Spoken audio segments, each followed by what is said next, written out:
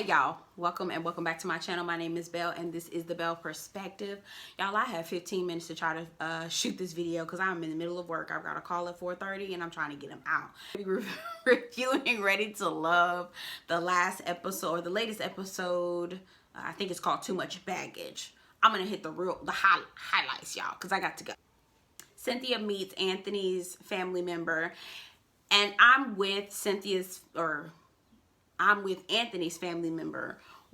What are we doing with this baby daddy? Because that's the problem. And Cynthia gives an answer, but honestly, I didn't feel like it was an adequate answer. I felt like she was kind of like dancing around, and she was talking to him in that low, slow brow voice. I was like, girl, you what about this baby daddy? Okay, she says she's gonna have him in check, but girl, you didn't have him in check with the last thing, so how will we know that you're gonna have him in check here? Anyway, I like Cynthia, I like Anthony, I want them to be together, but I'm concerned about that baby daddy as well because she didn't have him in check when he was meeting him. So baby daddy's still trying to get up in Cynthia, I don't know. Anyway, Tony and Morgan. Tony introduces Morgan to his oldest sister. Morgan says, you know, I really like Tony. I like all the things about him. He's a man's man, but some of those things keeps him from being soft. And not soft, but keeps him from being approachable or sensitive, compassionate. He just lacks those things that I need in order to have a healthy relationship. She says, I think we should start talking to somebody. Now, immediately, at first, the sister looks up and was like, huh, now what now, what now, and humming a who now? At first, I was like, okay, so then see, I can't fool with her neither because there's nothing wrong with counseling. Nothing wrong with talking to somebody about your problems and the things like that. But now that I've had like a day or two to think about it, going to counseling and y'all aren't even boyfriend and girlfriend, y'all haven't even decided whether or not you want to be with this person like in a long-term relationship, that is a lot. And that right there, Morgan lets you know if you're actually paying attention, but I know you're not and you really don't care because you just here because I feel like you already slept with Tony. Quiet as it's kept. But that's just my opinion. I think that you're just trying to make it work, and this should be your flag to let you know that you need to pack your things and move the hell on. But again, it's Morgan. She crazy. Tony crazy. They not about to. Tony's big sister says that she likes Morgan, but she's a little concerned about her suggesting that they need to get counseling. And after I had a couple days to think about it, I think she's right. Y'all don't need counseling. Y'all just don't need to be fooling with each other. And that's what that is. Andre introduces Cynthia and Jeffri to his sister and niece. Cynthia is absolutely gorgeous. Jeffri walks in looking like a church lady. I mean, she had on a turtleneck that was stopped all the way up here, sleeves all the way here, and I absolutely was with Cynthia. I immediately looked at Jeffri and was like, girl, who is this? Girl, here she go, trying to give you the image. She'll feed. This is proof to me that Jeffri will literally become a chameleon, feed you the image that she thinks that you want to see. The sister is looking at both of them like, I don't know about this, because you got two women who have children and you have none. That is a lot of baggage. Now, I was getting a little, I was kind of a little bit, I was getting a little tense when she kept saying, what do you bring to the table as a woman? And I'm thinking to myself, throw this table away. Throw this table away. I'm tired of people referring to this as a table. We not doing this. We not doing this. We not doing it. I do like the way that Jeffri responded in the confessional. She didn't say this out loud to the sister, but she definitely said in the confessional, why are you asking me what I can bring to the table when it's your brother that chose to bring me to introduce us? Your brother chose me, not I decided that, oh, I need to come meet you, right? So maybe you need to ask these questions to your brother.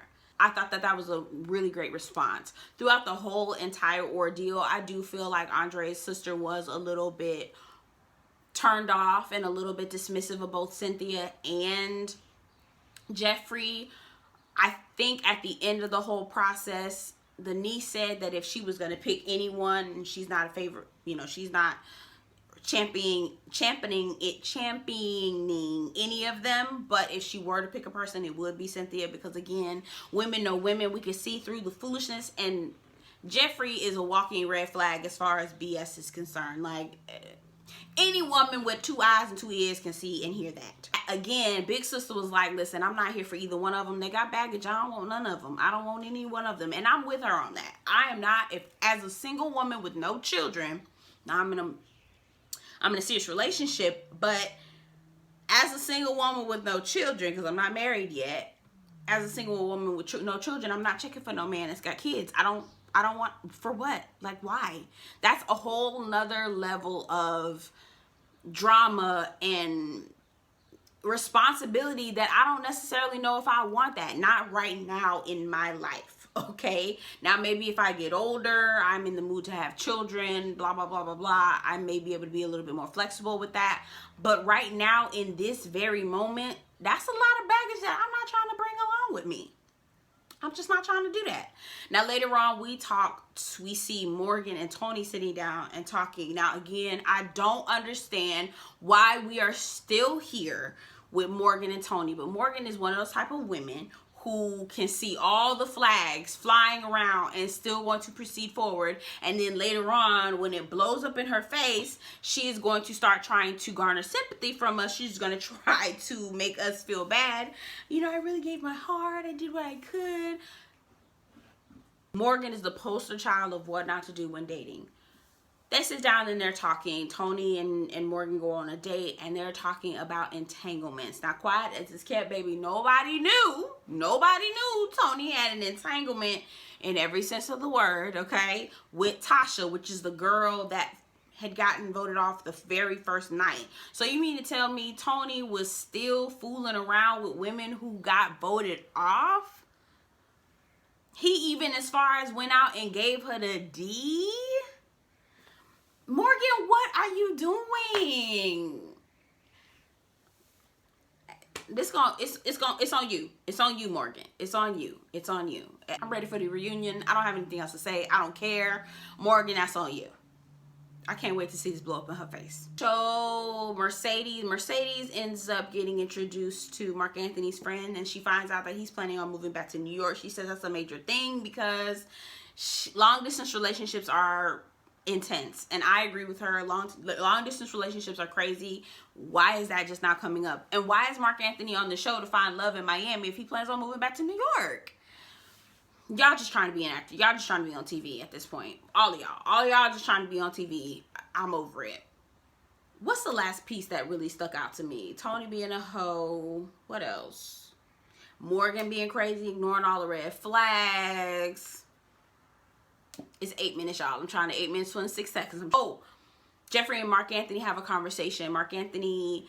Jeffri finally lets Mark Anthony off the hook and basically tells him that she doesn't think that he is ready to take on all of the responsibility that comes with Jeffri. Girl, Jeffri, we all know, quiet as it's kept, I honestly feel like Jeffri was just looking for a sponsor, and anyone who could provide a better portfolio as far as financial means, emotional means, etc. I think that's the only man that she was going for. Anthony gives that he lives in a studio apartment and don't change his towels regularly, okay? I'm not trying to be funny, but that's Mark Anthony. Quiet as it's kept, the place that he lived in, I'm like, is that an Airbnb? Because I do not see him keeping no clean house. I'm just being honest, right?